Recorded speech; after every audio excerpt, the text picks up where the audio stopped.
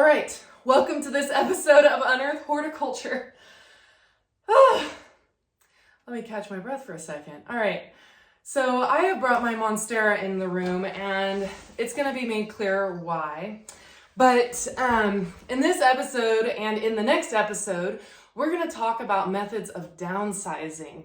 Now, I know I'm a plant shop owner and that seems very counterintuitive to my goals to get you to buy more plants from me. But you'll understand why we're talking about this topic as we move forward here. The first part, or the first topic we're gonna cover in this episode today is how to backtrack to downsize pot size after maybe you've gone too big too fast. This Monstera here, in particular, I moved over from my parents' sunroom where it was thriving and growing at a very rapid pace. But then once it moved to my new home into a lower light environment, it slowed in its growth.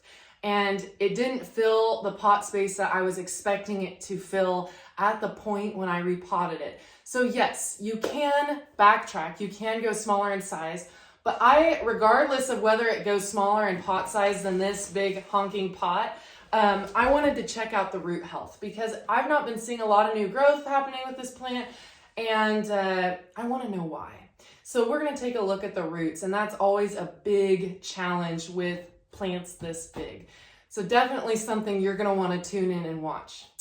In the second part of this little mini series on downsizing, which will be the next episode that I post, we're going to talk about downsizing the number of plants that you have. So a lot of us are moving our plants inside this time of year if we've had any plants outside that we want to overwinter. So like our succulents and our cacti and any foliage plants that we've had under shaded patio covered areas, all of those have to come in when temperatures start to get below 50 degrees outside. So I'm going to talk to you a little bit about how we can make space for those in our homes and our collections, and how making space can de-stress our lives, make horticulture the relaxing hobby that it really is, and actually make space for new plants in the future. So there you have it. So that's going to be part 2 of this little mini series, and that will be the next episode that I post here on YouTube.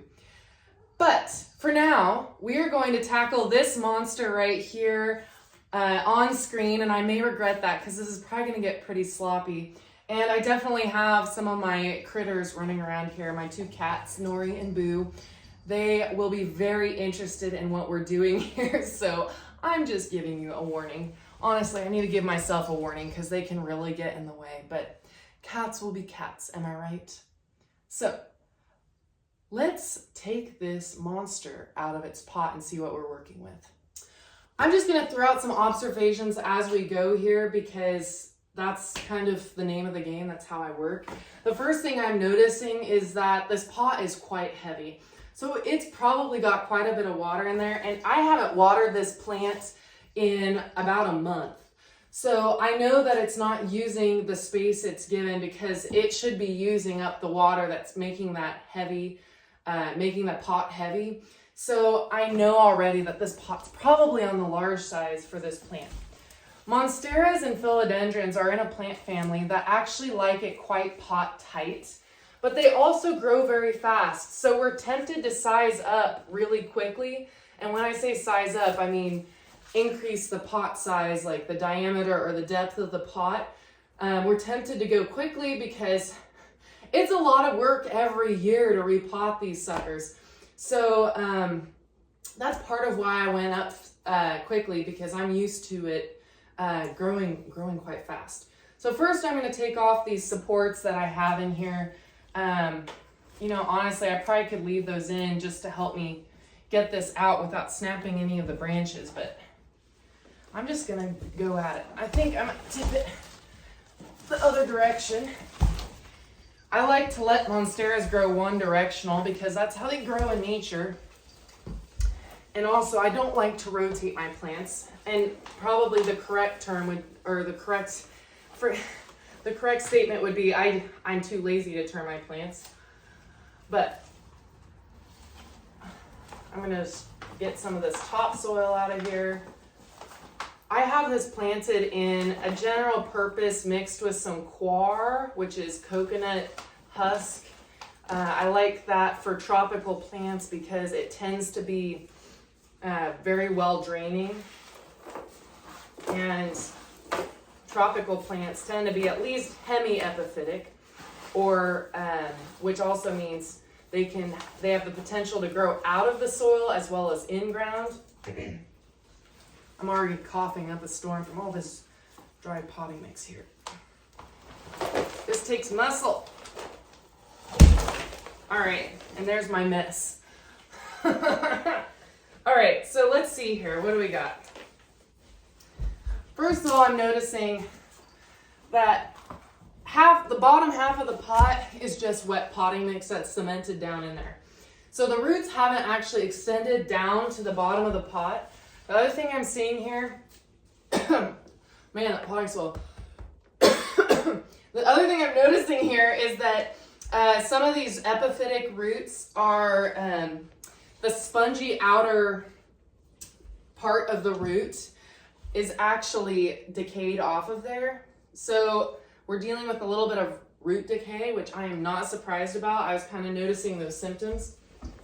The problem with plants, once you get them into big pots, it's hard to know on watering because no longer can you just stick your finger down in and know, oh, the top couple of inches are dry so I can give it water. Because in this instance, the top 6 inches of potting mix here is quite dry, but everything else is saturated in this pot. So it's a much harder task to discern whether plants need water yet or not, even with a pot with proper drainage, because this has drainage.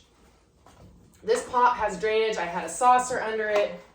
It's a very interesting situation. Now, there are some roots that extended down into here that just kind of broke off when I pulled the plant out, but nothing insane here. This is very interesting for me. Can you tell? So I'm going to go ahead and pull these poles out of here now. But I definitely think this plant needs downsizing. Downsizing in pot space, especially since we're going into winter months. I would encourage you, if you have any plants that are in larger pots that maybe you just repotted them, if they're in a pot size that is maybe 3 to 4 inches bigger than their original pot size was, you might consider doing the same process, downsizing them into a smaller pot size, or at least taking them out of their pot to see what you're dealing with the root structure. Because I guarantee you, if I left this Monstera in this pot size through another winter, it probably wouldn't have made it. It probably would not have made it through this winter. So, as you can see here, I'm going to show you a little bit. The root mass here is all in the top foot of the pot. So that's very telling to me. That means I am doing the right thing. We are on track. So I'm just gonna kind of take a closer look at these roots down here, see what I've got. The good news, I've got quite a few healthy roots. I do. Just, I didn't need that big of a pot. So yeah, I've got lots of hollowed out roots, which means that they decayed. The starchy part of the root broke down in water. So we're going to remedy that situation. Hopefully not have any more issues with that. So the next step here is just to grab a pot and repot. We're downsizing. So let's talk a little bit about how I selected the pot that we're downsizing into, because it really does matter. First of all, you can see how much smaller it is. I went with a pot that was about 4 inches smaller in diameter, and usually what I would suggest is kind of looking at the root mass you're dealing with and matching up pot size to the root mass. But I didn't actually know how many roots were left when I went and bought this pot. But I did have an idea of what this plant was in before I transferred it into this size of pot. And I also kind of had an idea that root decay was going to be an issue because of the symptoms I was seeing. I was seeing lower leaf yellowing even though I was watering about once a month, even though the potting mix was dry on the top. So I kind of had an idea that root decay was going to be an issue here. So when I looked for a pot, I also looked for something that I felt would be something that would negate issues of root decay in the future. So what I did is I found a pot not only that was smaller in volume, so it's going to hold less potting mix, there's going to be a higher root to potting mix ratio, which is always what you want in houseplants. You want more roots in a given area than you have potting soil, because it's going to make those roots a lot healthier. They're going to be more efficient at water use, and you're going to struggle with less root decay. So there's lower volume in this pot size, but also I was looking for a pot that was tapered like this, because when you have this tapered shape, that means there's going to be less volume of potting mix sitting in the bottom of the pot. So you noticed I talked to you about how most of the roots that were decayed were on the bottom half, because that's where all the water is going to sit if it's dealing with too much moisture. So having a pot that has this shape, this tapered shape, is actually also going to minimize your risk of root decay issues. So tapered. Also, if you've ever seen the pots, and I'm sure I have an example that I'll throw an overlay video here, of pots that kind of come up, they have this, I don't know what to call it, the shape where there's a lip, a rim that comes up, and it's, the widest point is not at the top. There's like a narrow top and a fat bottom to the pot. Those are supremely difficult to repot out of. So in general, I kind of hate that shape of pot, so I avoid getting those anyways. So the pot shape matters just as much as the pot volume when you're selecting pots. The other thing is, I choose plastic when I go this big, because first of all, it's lighter for you to carry around, and second of all, it's probably gonna last longer. My cats can't break it. And then also, I know there's they're cheaper. They're cheaper than your big ceramic or basket pots are gonna be. And for this 24-year-old, that is very important. All right, so let's get repotting. So I don't know if you know this, but root decay is actually not a disease in and of itself. Root decay, or root rot, as it's commonly known, is more of a symptom. So most of the time, root rot is not caused by a disease, but instead caused by environmental factors like too much potting mix to the amount of roots that you have. It's also can be caused by overwatering. It can be caused by a lack of drainage. It can be caused by cool temperatures if the plant is not happy in its temperatures. It can also be caused by different pathogens like water molds like Pythium or Phytophthora, but most of the time, root decay is a symptom that is caused by us, the caregivers. So that's just something to keep in mind. And the reason that's important to know is because your treatment's going to be different. You're not going to have to go and buy a fungicide and repot into fresh mix and go to all these expenses and all this trouble, when you can simply just slow down on the watering or boost the light levels. So that's something that's really helpful to keep in mind.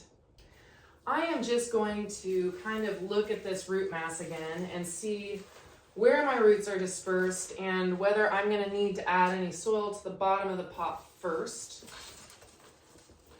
I'm just using a general purpose potting mix because I find that it works generally pretty well, no matter the plant you're potting into the mix. What's important to keep in mind is that you just need to alter your care according to the plant itself. So if I were to plant a cactus in a general purpose potting mix, that's completely okay. Just know that general purpose retains more moisture than, say, a cactus/succulent mix would be, a sandier mix. So you're just gonna have to water a lot less frequently if you're putting cactus into it. So that's just another way I like to think about it. So I bought some fresh potting mix from the garden center, which I actually never do, so that's kind of a random weird thing, but I'm saving all my potting mix for next spring for my edible plant production season. But I actually don't think I'm going to need it because I have some really good quality potting mix right here.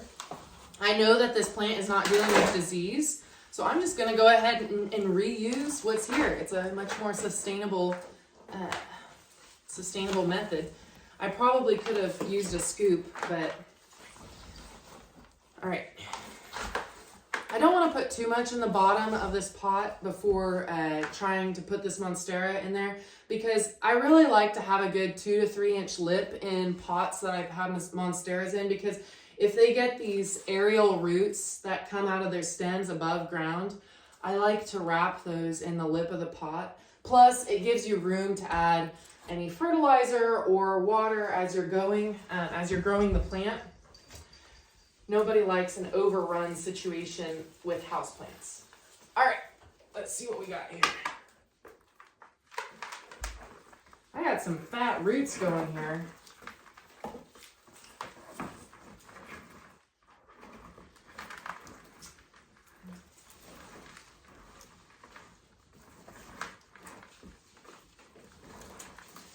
All right.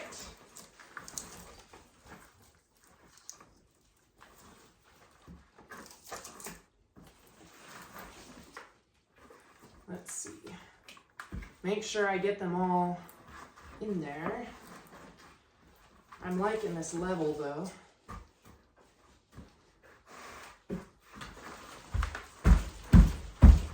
If you've ever watched a repotting tutorial that I've done, you know that I shake the pot, tap it a little bit, because that just helps things kind of shake into place. You can see some of this leaf yellowing that I was noticing. It wasn't a super fast reaction, but I was aware there was a problem. All right. I'm happy with the level this is sitting at, so next I'm just going to fill in.